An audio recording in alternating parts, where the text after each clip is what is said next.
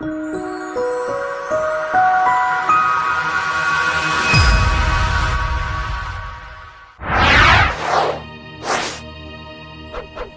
ASA members. Yes, it's Christmas, a time for good wishes and gifts. In that spirit, let's examine the gifts we have received from the Federal Department of Education and its current Scrooge in residence, Betsy DeVos. We will look at the effects of two of her gifts. First, the decision to rescind the Obama-era guidance on transgender students' rights to the restroom of their choice.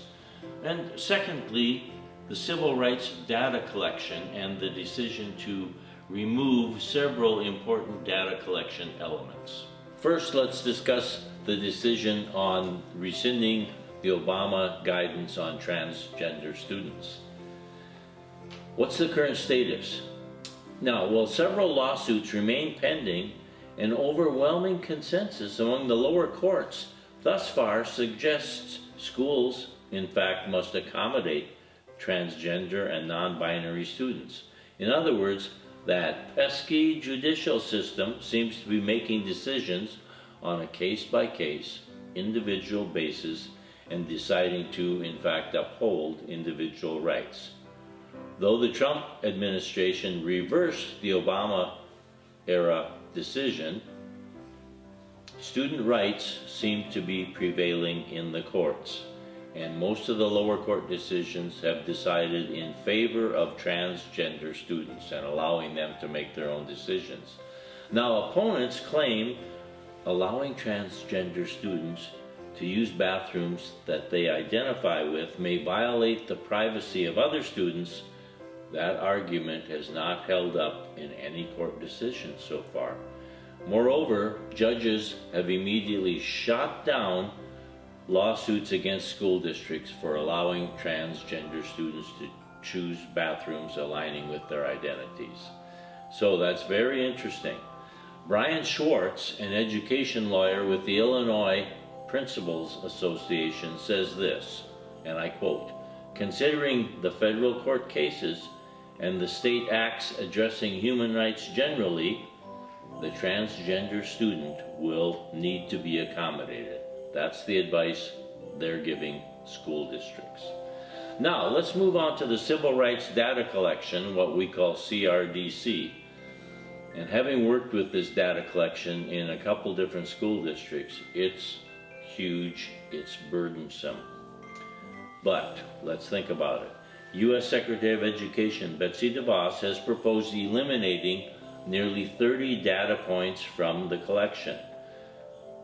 This might seem positive to us, like, good, let's not collect as much data. But it's troubling. Most troubling is the proposed elimination of data pertaining to teacher experience, school finance, and advanced coursework. Let's look at mission alignment. The Education Department's mission is to foster educational excellence and ensure equal access. Okay, let's think about it. Does teacher experience contribute to educational excellence? Yes, indeed it does. The Learning Policy Institute, under Professor Linda Darling Hammond of Stanford, did a summary study in 2016. They looked at 30 studies linking teacher experience to student achievement, and the findings were clear. Experienced teachers improve academic performance. I've got a link to that study in this message. So why does DeVos want to stop the collection of teacher experience in this? The data collection shows which schools have experienced teachers. Why? She does not want to see data demonstrating that schools which primarily educate students of color and students in poverty have inexperienced teachers. That's just the facts.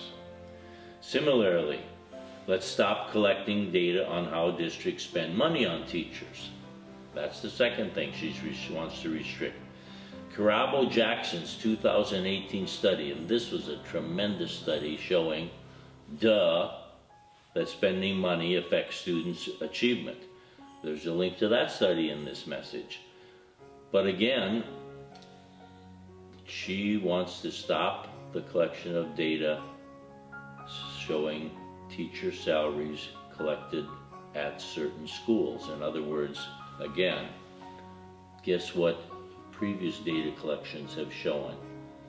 Schools primarily attended by students of color and students in poverty have teachers with much lower salaries. She doesn't want that to be demonstrated. You figure out why she doesn't want that. Finally, let's talk about advanced coursework, in other words, AP classes. She doesn't want to collect data anymore showing which schools offer those courses and which don't. This is all about equitable access to accelerated coursework, which we know is critical to future advancement in our country. Again, is access to advanced coursework equitably distributed across all schools? Or do schools in some neighborhoods have more AP courses than others? How do we know? If we collect the data, we will know. Secretary DeVos does not want that data collected. Okay, on that positive note, let's move on to Arizona. With the legislative session coming up, it's time to preview ASA's legislative priorities. You can see them here on the screen, and the complete document is attached to this message. But our 4 priorities are school funding, teacher recruitment and retention, accountability for public funds, and finally, local control and governance. Now, there's some specific proposals we are interested in this year.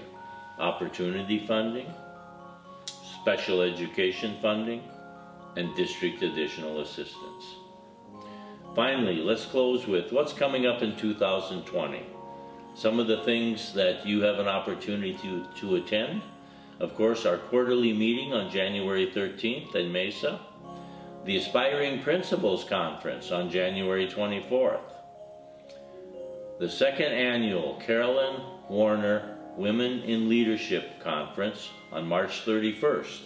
And this is a new one, the ASA ABEC, Maricopa County Sheriff's Office, Grand Canyon University School Safety Summit, May 7th and 8th. That's a 2-day School Safety Summit. That's a new event being held in conjunction with those other organizations.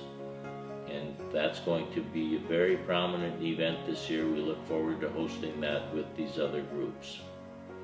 School safety, student achievement, that's what's on the agenda. That's what we're doing in 2020.